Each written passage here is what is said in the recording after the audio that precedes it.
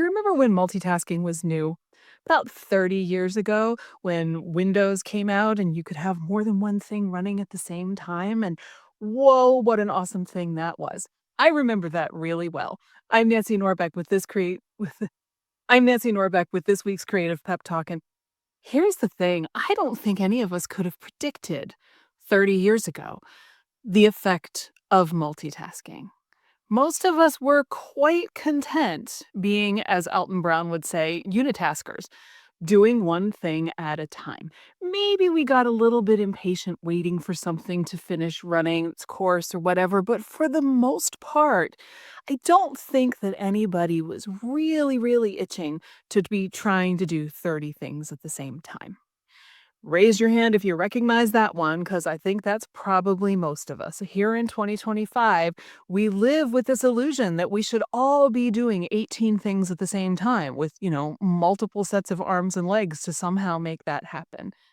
But the truth is, brain science tells us that multitasking is a myth. As much as many of us want to tell ourselves that we can actually accomplish two things at once, we just can't, at least not well.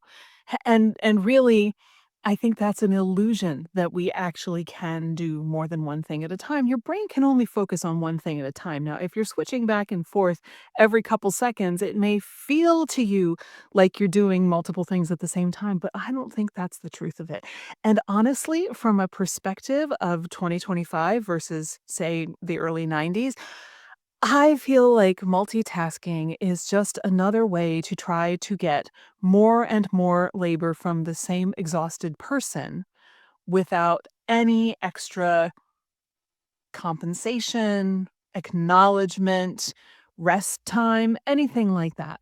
Because if you're trying to do 18 things at the same time, you are going to need to rest. The thing is, this belief in multitasking has become so normalized over the last 30 years that even creative folks seem to think that we should be able to do multiple things at the same time. And we just can't. We may have multiple projects that we're working on at any given moment, but that's, you know, this painting today, that painting tomorrow, working on getting them ready to go into the gallery the day after that. It should not be. I mean, you don't know any painters who are really painting with both hands doing 2 different paintings at the same time, right? I mean, even that image as I dream it up sounds ridiculous right on its face because it doesn't make any sense. If you are devoting your attention to a creative thing, you wanna be devoting your attention to that thing and not trying to figure out 5 other things at the same time. Now, that doesn't mean that while you're painting, you may somewhere in the back of your head be contemplating your grocery list, but you're still primarily focusing on that painting and probably only distracting yourself in moments when you can kind of go on autopilot. My point with all of this is that multitasking is a myth, and it's one that we hold ourselves to our detriment.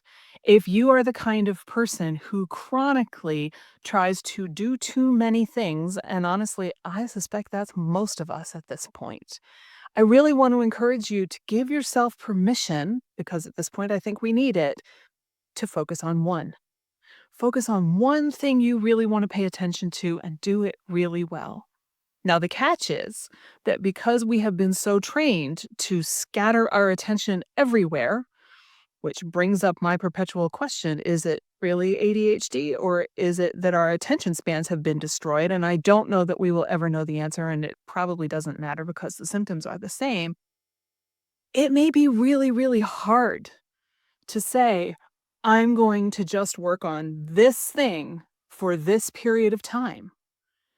And part of the reason that I think that's true is that multitasking, I strongly suspect, has become a way for us to totally dissociate from everything else that's going on in our lives. If we are that busy, we do not have to sit down and actually feel what we feel.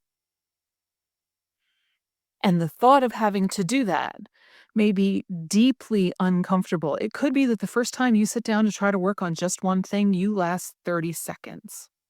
It wouldn't surprise me if that's most people.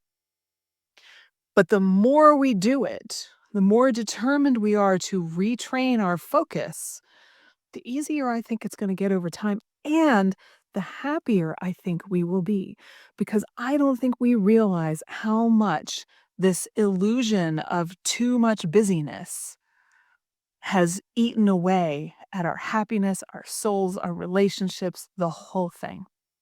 So, this is my plea and my permission for you to actually take a break and pick one thing that you want to focus on and give yourself permission not to worry about anything else for that time. Start with 5 minutes and see if that's enough and if it's too much.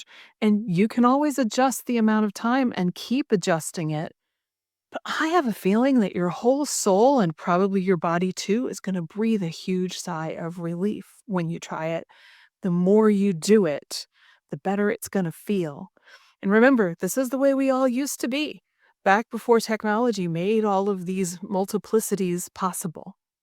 So I hope you'll give that a try. I have a follow up coming up next time that I think you'll be interested in. And good luck to you, whatever you end up doing. See you next time.